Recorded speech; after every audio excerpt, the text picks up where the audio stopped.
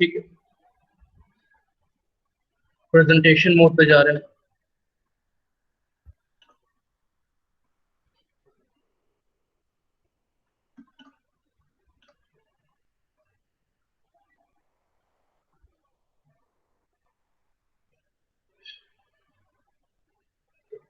हाँ, previous lecture में हम लोगों ने कुछ डिस्कशन किया था, वो था हम लोग का रिजल्टेंट ऑफ फोर्स के लिए हम लोगों ने एक दो मेथड पढ़े थे। पैरेललोग्राम एक मेथड था, एक एनालिटिकल मेथड था। ठीक है, अब हम लोग नेक्स्ट मेथड जो पढ़ने वाले हैं वो है मेथड ऑफ रेजोल्यूशन।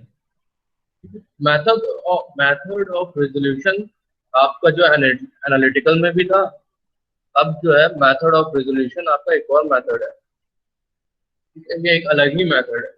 इसमें कुछ नहीं करते, it's a very simple method कि इसमें आपने हॉरिजॉन्टल कंपोनेंट निकाल लिया, वर्टिकल कंपोनेंट निकाल लिया, फिर दोनों का रिजल्टेंट निकाल लिया। Same, it is just same as parallelogram method, पर इसको अलग जैसे एक चीज को सॉल्व करने के बहुत सारे तरीके होते हैं, उसी तरीके से इसको भी सॉल्व करने के अलग तरीके होते हैं। ठीक है, चलिए हम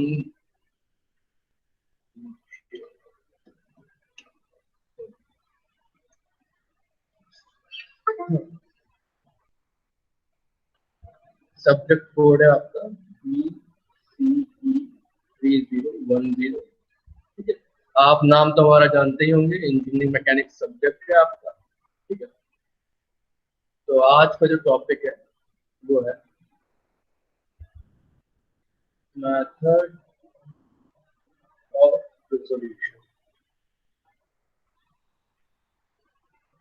is it visible to everyone? कोई एक स्टूडेंट CRO यस सर। बोल दे। यस सर, यस ठीक सर। है, ठीक है, मेथड ऑफ रिजोल्यूशन है आपका। ठीक है, तो मेथड ऑफ रिजोल्यूशन मान लेते हैं आपके पास कई तरीके के अगर कोर्सेज लग रहे हैं। ये आपका कोई ये फोर्स लग रहा है, एक ये फोर्स लग रहा है, एक ये फोर्स लग रहा है। इट सिंपली सेज दैट कि आप जो है इसका रिजोल्यूशन को हम जो है दूसरे कलर से डिनोट कर दे रहे हैं। यहाँ पे इसको हमने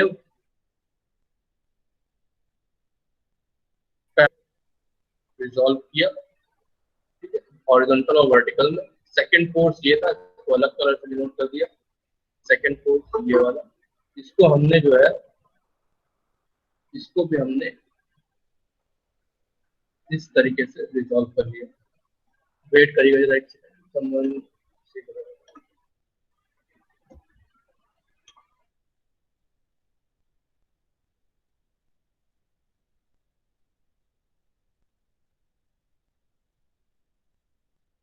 दिस, तो हम लोग क्या करेंगे यहाँ पे समेशन हॉरिजॉन्टल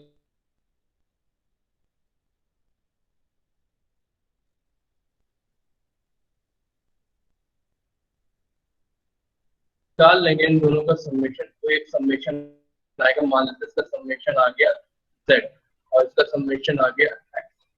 तो फिर क्या करेंगे कि इसको खाली रिजल्टेंट निकालने के लिए r will be equal to root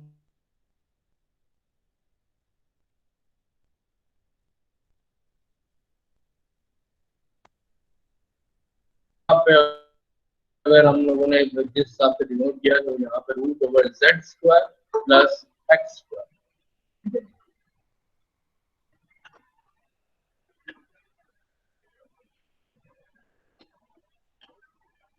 तो आप लोग ये समझ गए होंगे कि बेसिक फॉर्मूला जो आप यूज कर रहे हैं this one, this is your basic formula. तो इसके कुछ स्टेप्स हैं। If you want to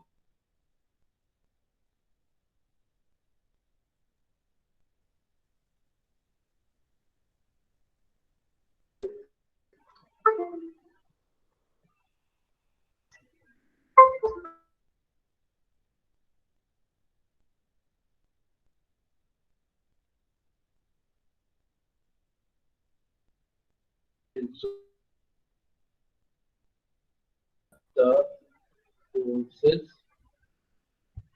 horizontally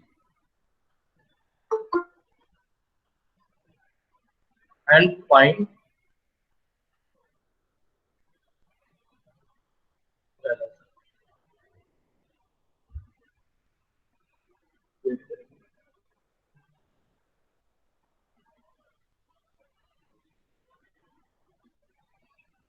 and find algebraic sum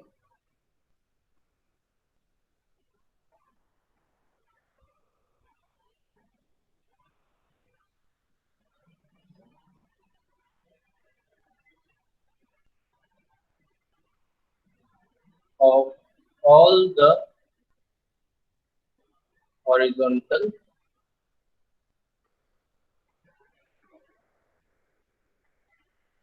components.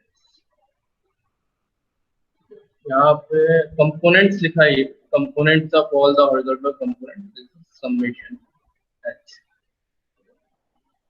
Second step जो है वो सेम है, बस सिर्फ यहाँ हॉरिजॉन्टली की जगह पे डैश डैश कर दे रहे हैं.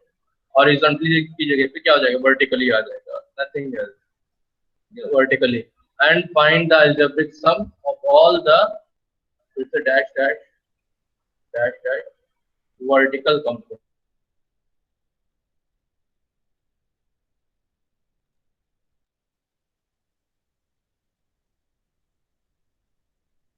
क्या हो जाएगा, the resultant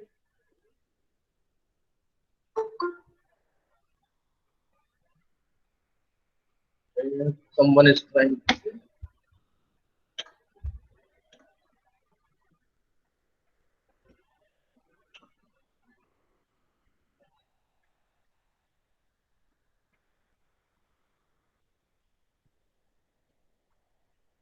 The resultant force will be given by question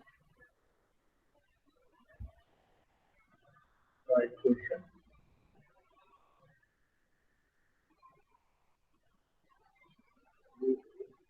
summation x का whole square plus summation v का whole square. ठीक है, तो ये आपका रिजल्टेंट आ जाएगा, इसमें आपको कुछ करना ही नहीं. This is your basic resultant of a force.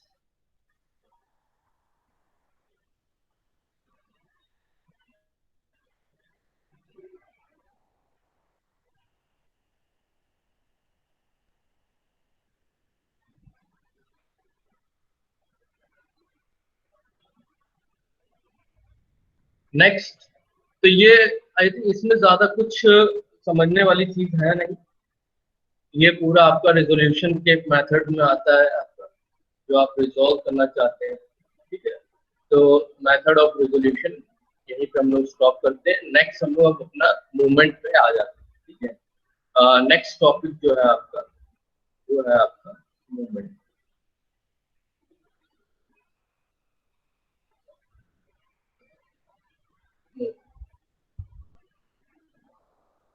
ठीक है, तो एक प्रेजेंटेशन है जो आपको शो कर देते हैं.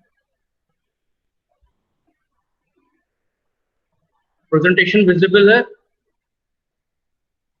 Yes sir. Yes sir. ठीक है, तो आज का जो हमारा जो टॉपिक है, बेसिकली जो आज हम कवर अप करने वाले हैं वो मूवमेंट. और मूवमेंट कवर अप करने के साथ में ही अगर ये आज टॉपिक कवर अप अगर हो जाता है तो आपकी ये यूनिट जो है वो इट इज 90% के ऊपर कवर अप हो जाएगी मूवमेंट के साथ में आपकी. ठीक है,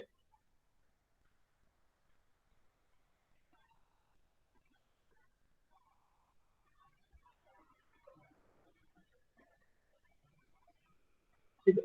अब यहाँ पे क्या कह रहे हैं, देखिए जो डेफिनेशन लिखी है उसको पढ़ जरूर लीजिए. It is the turning effect produced by force on the body on which it acts. The movement of a force is equal to the product of the force and the perpendicular distance of the point about which the movement is required and the line of action of the force. नहीं समझ में आ रहा मत समझिए, बिल्कुल मत समझिए definition. ठीक है, सिंपली क्या है आपका जो मूवमेंट है वो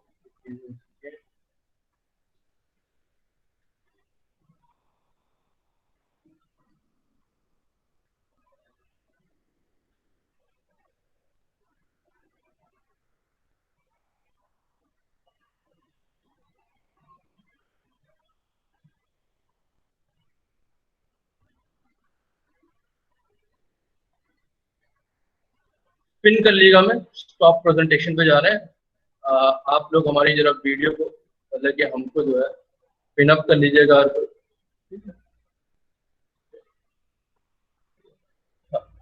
तो देखिए मूवमेंट बहुत सिंपल चीज है, ज्यादा कुछ टेक्निकल नहीं है मूवमेंट में।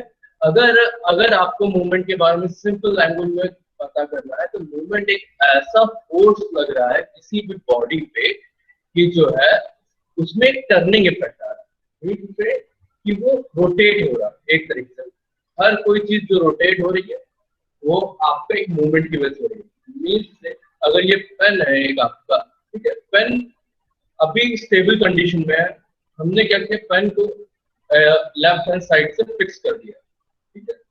तो लेफ्ट हैंड साइड से फिक्स करने का अगर अब हम अगर इस पेन के ऊपर एक और पेन रखते हैं, ठीक है, एक और पेन रख दिया, ठीक है, ये एक फोर्स की तरह एक्ट कर रहा है। अभी हम डेड लोड की बात नहीं कर रहे, डेड वेट को हमने नेग्लिजिबल मान लिया पेन के, ठीक है। तो हमने क्या किया इस पे एक फोर्स अप्लाई कर दिया एट सम पर्टिकुलर डिस्टेंस।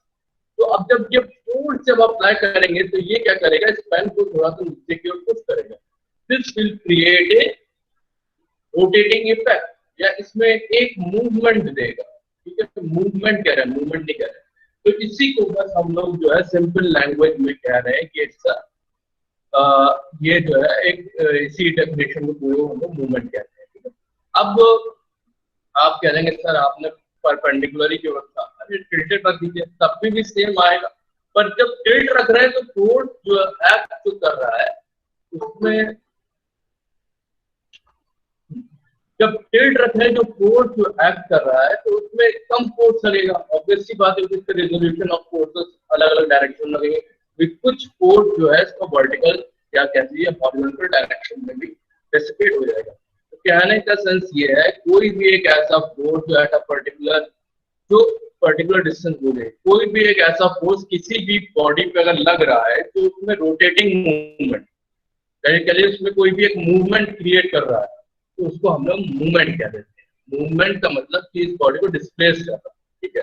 अगर जब हमने इस पर फोर्स लगाया तो उसने क्या किया बॉडी को डिस्प्लेस किया, ठीक है, from its original position.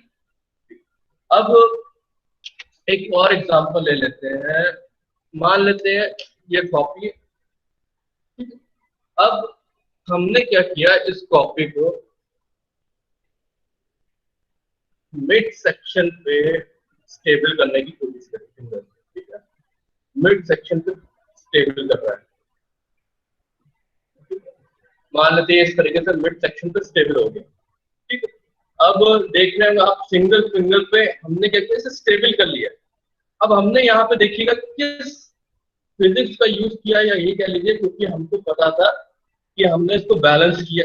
Obviously बात आप समझ रहे हो कि it's an act of balance, ये बैलेंस किया।